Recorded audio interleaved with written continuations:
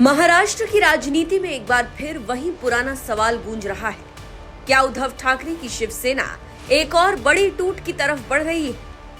पिछले एक हफ्ते से ये सारा ड्रामा मीडिया में छप रहा है और सवाल पूछे जा रहे हैं कि क्या एकनाथ शिंदे के विद्रोह के बाद अब सांसदों का नया अध्याय खुलने वाला है और क्या सचमुच सांसदों को करोड़ों रुपए के ऑफर देकर पाला बदलवाने की कोशिश हो रही है? दिल्ली के सत्ता गलियारों में इन दिनों सिर्फ एक ही चर्चा है, उद्धव ठाकरे की शिवसेना यानी शिवसेना यूबीटी के सांसदों की बढ़ती हलचल।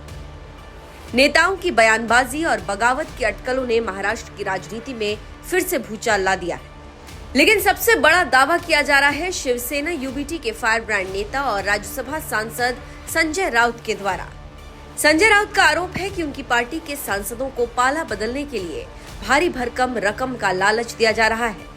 राउत ने सोशल मीडिया पर लिखा कि महाराष्ट्र के सांसदों को कथित तौर पर 15 करोड़ रुपए एडवांस देने की पेशकश की गई। इतना ही नहीं, उन्होंने दावा किया कि कुछ सांसदों को कुल 50 करोड़ रुपए तक के ऑफर दिए जा रहे हैं। सोचिए, लोकतंत्र का मंदिर कहे जाने वाले संसद के प्रतिनिधियों के बारे में अगर ऐसे आरोप लग रहे हो तो सवाल उठना लाजमी है। क्या राजनीति अब पूरी तरह निवेश और रिटर्न का कारोबार बनती जा रही? संजय राउत के इन्हीं आरोपों पर तृणमूल कांग्रेस की सांसद महुआ मोइत्रा ने ऐसा जवाब दिया जिसने पूरे राजनीतिक घटनाक्रम में नया मसाला डाल दिया। महुआ मोइत्रा ने व्यंग्य करते हुए कहा, सिर्फ 15 करोड़ इतने सस्ते में क्यों जा रहे? हमारे लोगों को तो 4 करोड़ रुपए एडवांस और अगले 36 महीनों तक हर महीने 1 करोड़ रुपए का ऑफर था। जानकारी देते चले कि महुआ का ये बयान भले ही तंज के रूप में आया, लेकिन इसने एक बड़ा सवाल खड़ा कर दिया।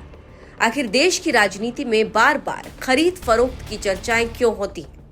क्या राजनीतिक दलों का टूटना अब विचारधारा का नहीं बल्कि पैसों का खेल बन गया है?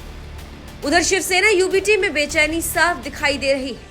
पार्टी प्रमुख उद्धव ठाकरे ने रविवार को सांसदों की बैठक बुलाई, लेकिन इस बैठक ने एकता का संदेश देने के बजाय सवाल और बढ़ा दिए। 9 लोकसभा सांसदों में से सिर्फ 4 सांसद ही व्यक्तिगत रूप से बैठक में पहुंचे।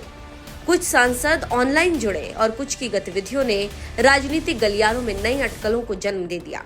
यही वजह है कि विपक्षी खेमे और राजनीतिक विश्लेषकों को लगने लगा कि कहीं शिवसेना यूबीटी में फिर कोई बड़ा विस्फोट तो नहीं होने वाला। हालांकि जिन सांसदों के नाम चर्चा में हैं, उन्होंने फिलहाल बगावत की खबरों को खारिज किया है। राजा भाऊ वाजे ने साफ कहा कि वो उद्धव ठाकरे के साथ है। संजय दीना पाटिल ने भी अपनी निष्ठा उद्धव के प्रति दोहराई है। लेकिन राजनीति में बयान और वास्तविकता के बीच का अंतर अक्सर समय ही बताता है। यहाँ पर आपको एक बात याद दिलाते चले कि साल 2022 में भी शुरुआत कुछ ऐसी ही हुई थी। पहले अफवाहें चली, फिर नाराजगी की खबरें आई, उसके बाद कुछ विधायक गायब हुए और देखते ही देखते एकनाथ शिंदे ने ऐसी बगावत की जिसने महाराष्ट्र की सत्ता और शिवसेना दोनों की तस्वीर बदल दी। उस समय भी उद्धव ठाकरे को भरोसा था कि सब नियंत्रण में है, लेकिन नतीजा क्या हुआ? शिवसेना 2 हिस्सों में बंट गई, चुनाव चिन्ह चला गया, पार्टी का नाम तक विवाद में फंस गया और उद्धव ठाकरे को अपनी ही राजनीतिक विरासत बचाने के लिए अदालतों और चुनाव आयोग के चक्कर लगाने पड़े। यही वजह है कि आज जब सांसदों की बगावत की चर्चा हो रही है तो उद्धव खेमे की चिंता बढ़ना स्वाभाविक है। दूसरी तरफ शिंदे गुट के नेताओं के दावे भी आग में घी डालने का काम कर रहे हैं। खबरें हैं कि शिंदे गुट का दावा है कि शिवसेना यूबीटी के कई सांसद उनके संपर्क में हैं। यदि ये दावा सही साबित होता है तो उद्धव ठाकरे के लिए ये सिर्फ राजनीतिक झटका नहीं होगा, बल्कि उनकी राष्ट्रीय राजनीति में मौजूदगी पर भी गंभीर असर डाल सकता है।